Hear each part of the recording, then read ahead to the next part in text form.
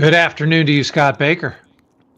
Mikey, good afternoon to you, 3 p.m. Eastern Time on Friday. This is October 24th. There's a unique thing about when we're doing the live Lead Better podcast, both live and for later, on Fridays, because I just realized at this instant something that happens that sort of ties into our topic today, because the field note is called a daily ritual of high performers that you likely never heard of.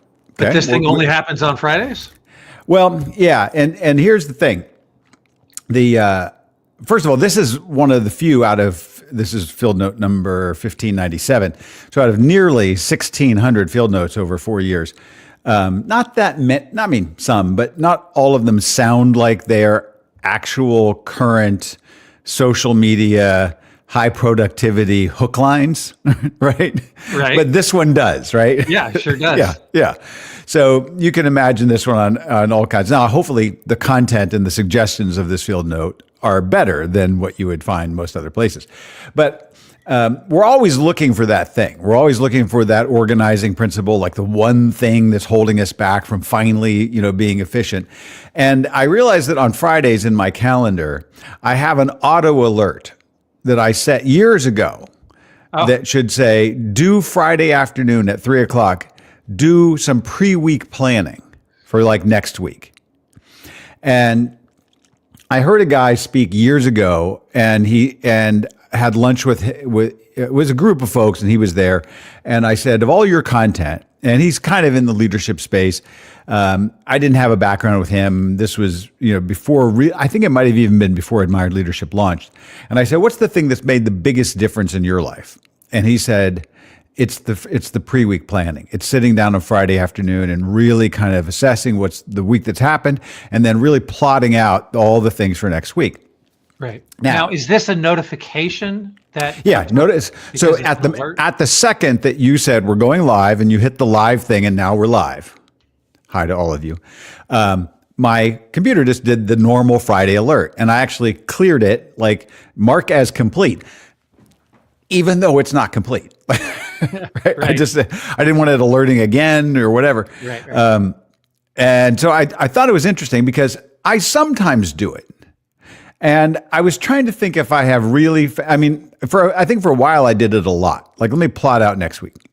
Now, maybe, and I know some people do have this Friday afternoon sort of ritual. Like, that's when they want to shut down for the weekend. They don't want to think about a lot of things.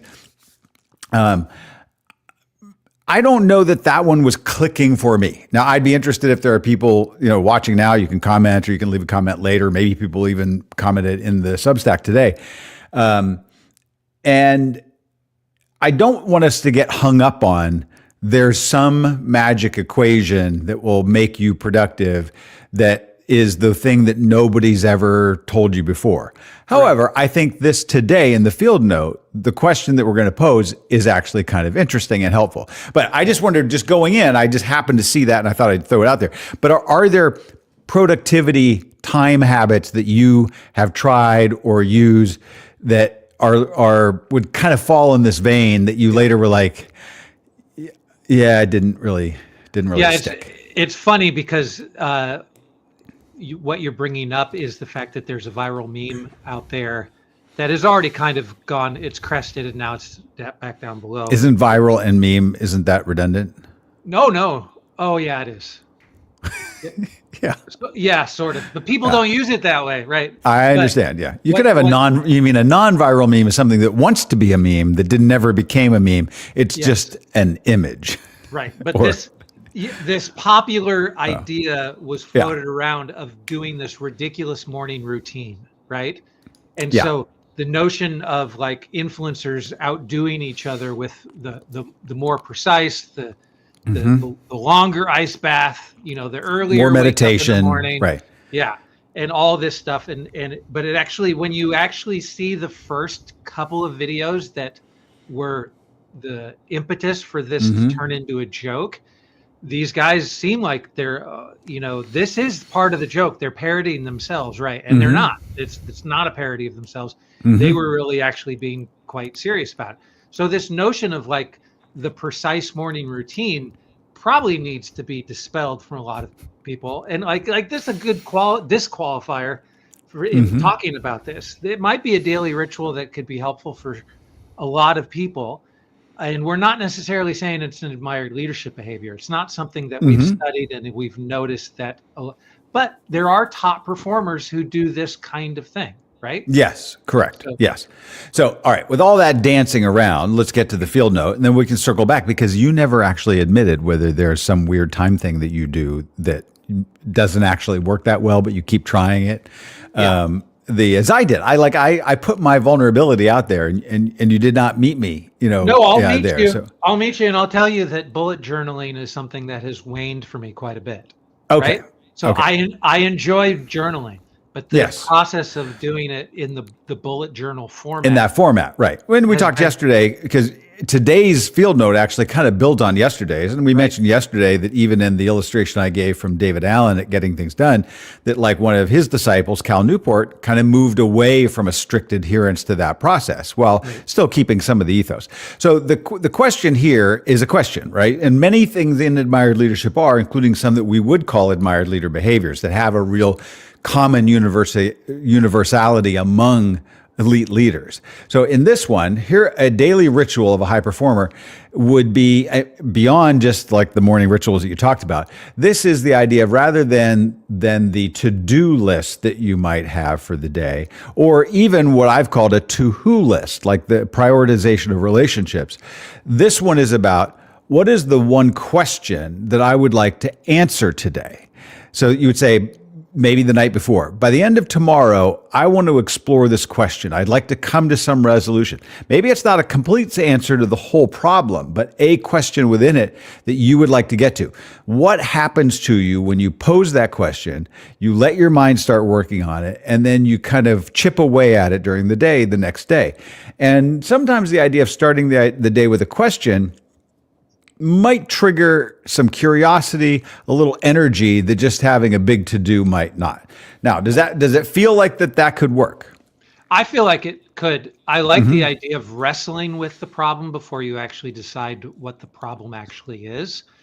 So choosing, you mean like among the questions? Right. No, just the whole general principle of like, don't accept anybody else's idea of like what the problem is. Don't define it, even your own. Right, so that we could actually wrestle with it, like spend time admiring the problem is something that we like to talk through and think about. So this feels like, okay, here's an opportunity. Should we decide too early on what the question is for the day? Right. It feels almost like you're deciding what the chief problem for the day is to solve, and asking a question around that problem is going to allow you to kind of think about it throughout the day. But I'm only hesitant on choosing a question for every day, because am I defining a problem too strictly now? Like, it feels as if I might be like landing in a spot and all day long I'm solving the wrong problem because I asked the wrong question. Right. So I like the idea of it. I just don't want to land too quickly on what the right question is without this turning into like a 30-minute exercise for me.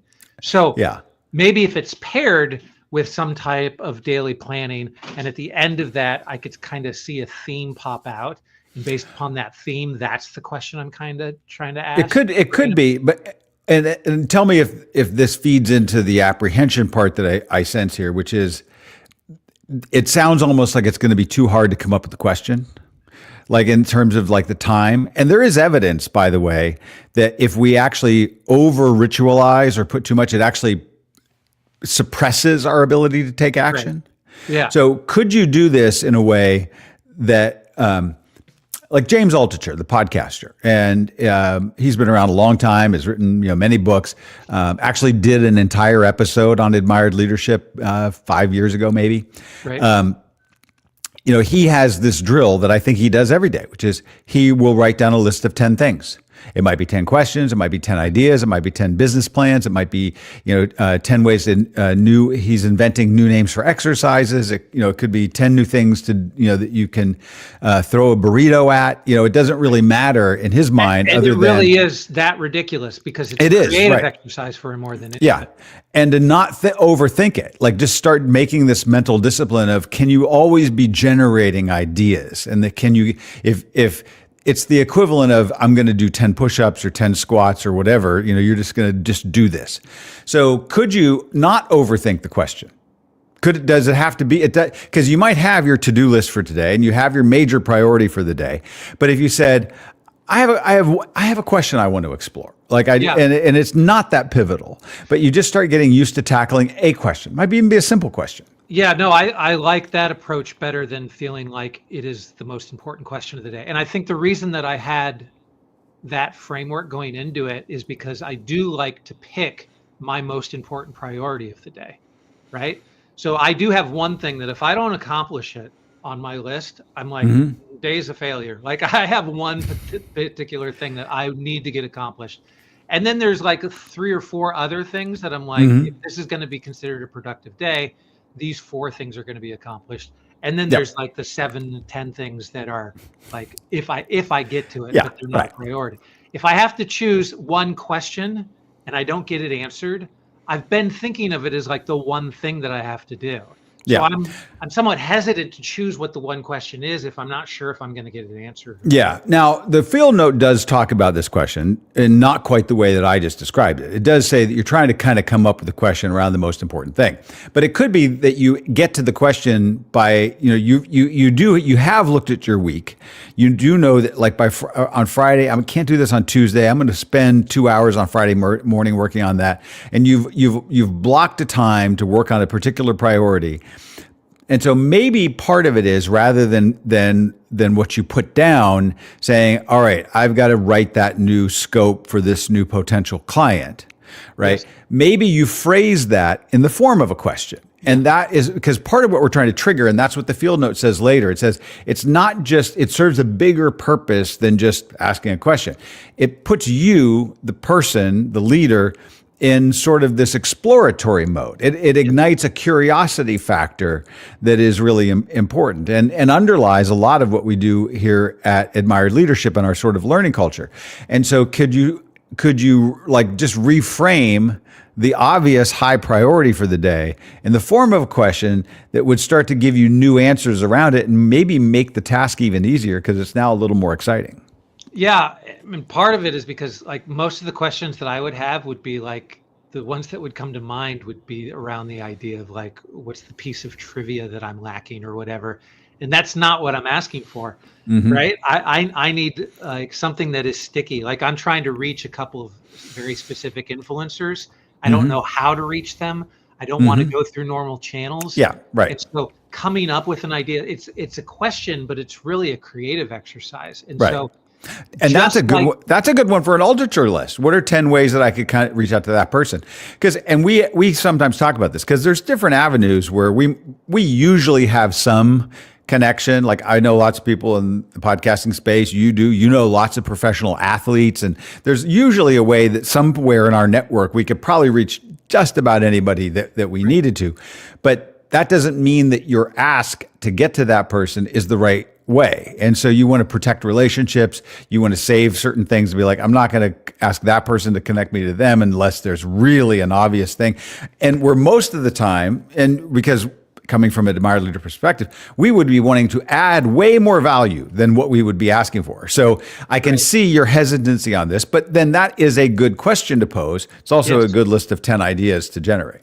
Right. And so it's probably going to be the thing that is on my mind for the next few days anyway, to articulate. So maybe phrasing it in the form of a question helps me to focus in on like what I'm really trying to solve a little bit better. Yes, right. But the exercise is connected with, and you brought it up, yesterday's field note is this exact thing. Like you're going to open a loop, let it marinate so that you can close the loop and your brain will continue to operate it while you're eating your peanut butter and jelly sandwich.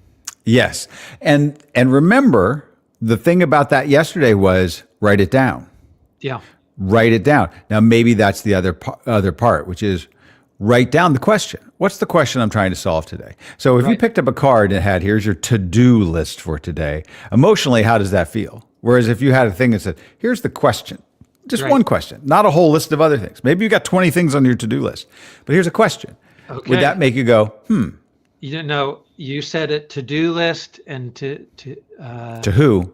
To who, and it's to cue. Is that It could be, yeah, to cue, like line up the questions. my You're going to to-cue cue the list? question. Yeah. Right. Yeah. Great. Something. Dynamite. All right. Thank you. We'll talk tomorrow. Good one to end the work week on, and we'll talk this weekend. Yeah. Happy Friday. Thank you.